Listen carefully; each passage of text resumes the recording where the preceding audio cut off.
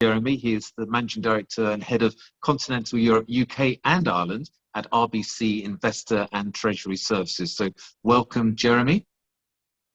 Thank you, Nigel. Presumably you're in Luxembourg at the moment?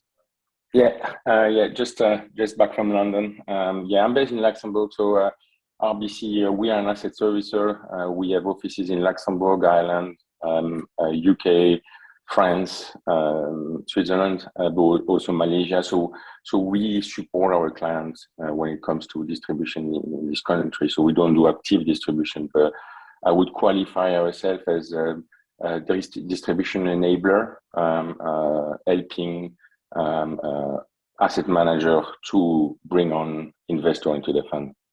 Sure, and I believe you tend to focus on investment managers, and there are many watching this who look after maybe 200 million up to 550 billion. Would that be correct? Yeah, so we target mid-size asset manager where we can differentiate by the level of service we can offer. We are very strong shareholder services transfer agent in Luxembourg. So we've like, just to give you some example, we are connected to 10,000 distributors, 5,000 LPs. We process 47 million transaction, subscription, redemption, or capital call over the past 12 months. And we have investors that are coming from 110 countries. So that's why, I use the word distribution enabler. Okay, got it. And what sort of services do you offer, let's say, investment managers and TPMs?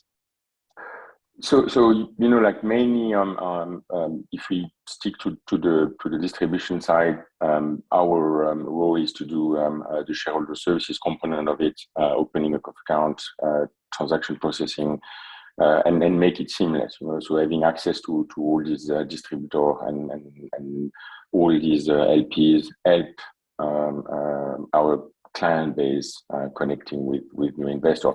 We do also fund administration and custody, but less relevant for the conversation we're having today.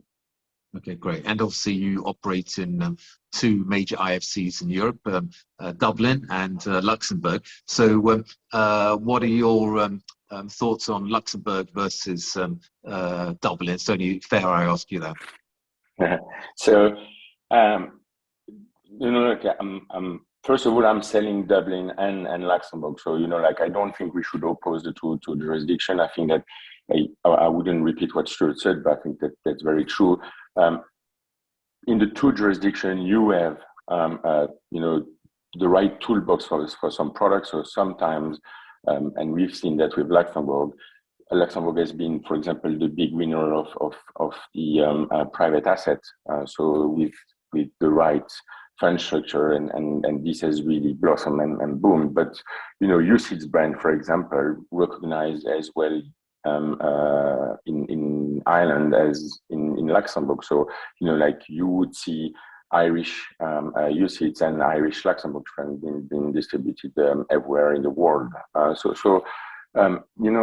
would just say that it's a question sometimes of culture. It's a question of having the right legal structure, depending on the product you want to sell and where you want to distribute. I still feel that, like being two offshore jurisdiction recognized everywhere, again, it will really depend on your strategy and what type of product you would like to build. So that's mainly the decision factor for doing something in Ireland or Luxembourg. I'm pleased to say more questions coming through, which I'll come to in a minute. But the final question for you, Jeremy, what do you consider to be the main distribution trends in continental Europe? So what we see is, like private asset is growing, that's for sure. So this is becoming bigger and bigger. I think that what we see is now retailization of the distribution of these private asset funds. So definitively that's a trend, like having more of the retail as per the MiFID II classification of investor investing into a private asset fund where they had no access in the past. So I think that this is really booming, starting this day and will be booming over the next few years. Great. Well, I really appreciate your insights and patience. Thank you.